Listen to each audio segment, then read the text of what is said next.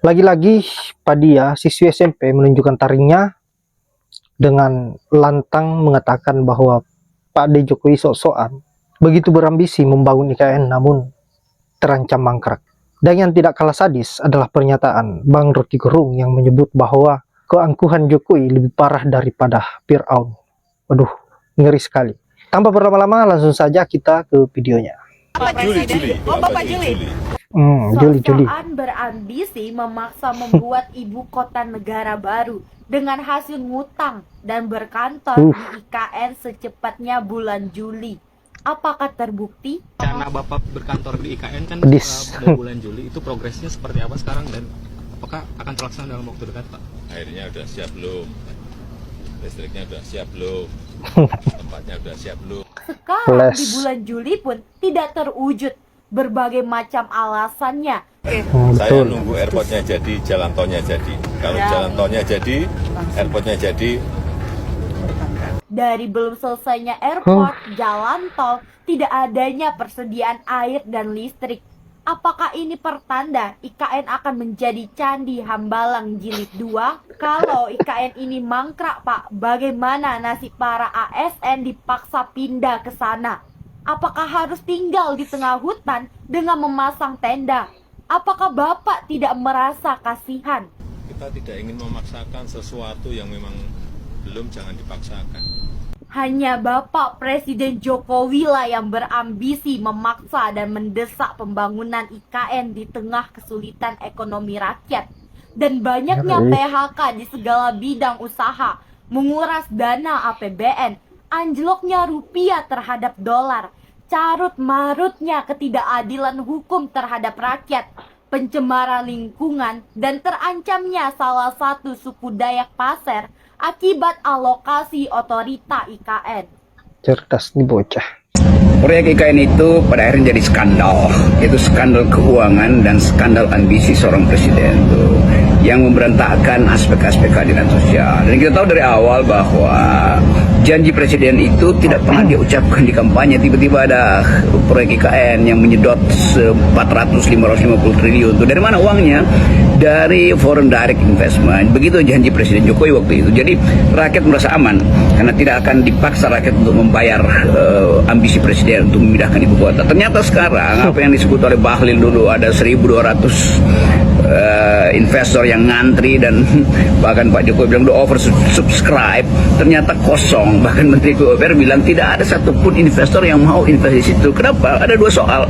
Satu soal lingkungan, dua soal status tanah.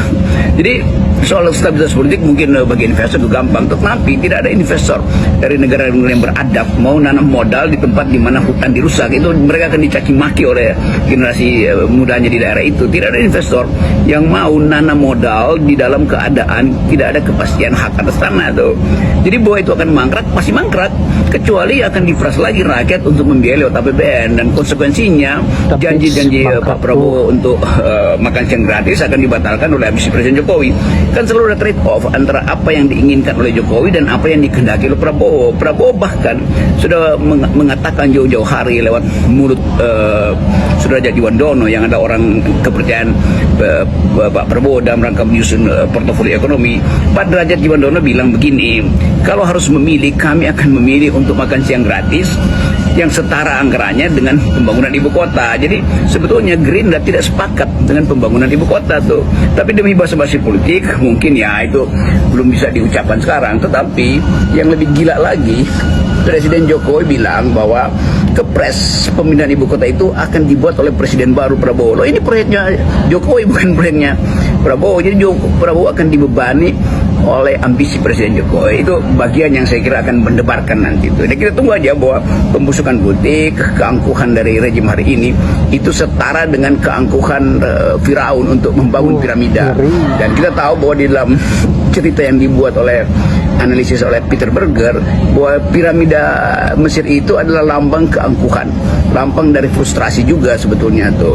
Dan kita tahu bagaimana korban manusia ada di dasar piramida itu, the pyramid of sacrifice, itu yang kita bayangkan. Dan korban-korban itu udah mulai berjatuhan. Pertama adalah ketua otorita yang merasa bahwa dia akhirnya harus mundur dan memilih berpihak pada rakyat. Dan suara itu adalah suara murni bahwa IKN itu dikutuk untuk gagal. Terima kasih. Mana ada mau pindah ibu kota begitu gede, anggarannya dipikirin nggak? Iya, Itu planning namanya. planning. Siapa yang bisa? Saya bingung, bukan bingung, lucu aja. Iya, Bang. Buat pimpinannya mundur karena nggak digaji sebelah dua. Lah, ini kan mendasar sebelah. Jadi saya bilang ini bagaimana sih? Bukan Jokowi, kalau dia tahu, saya tahu otaknya nggak nyampe. Lingkungannya. Itu yang saya jadi nggak ngerti kok penularannya cepet bener. Halo teman-teman di kampus yang masih aktif, saya udah alumni. Iya, iya, Kok Anda diam aja nggak malu? Kalau saya ngasih kuliah ke mahasiswa, saya malu saya. Malu. Ngajarin apa nih planning? Saya mau pasar planning aja lah. Jadi dari aspek, nah sehingga saya mikir nih ada apa polanya. Kalau berbohong udahlah itu karakter ya.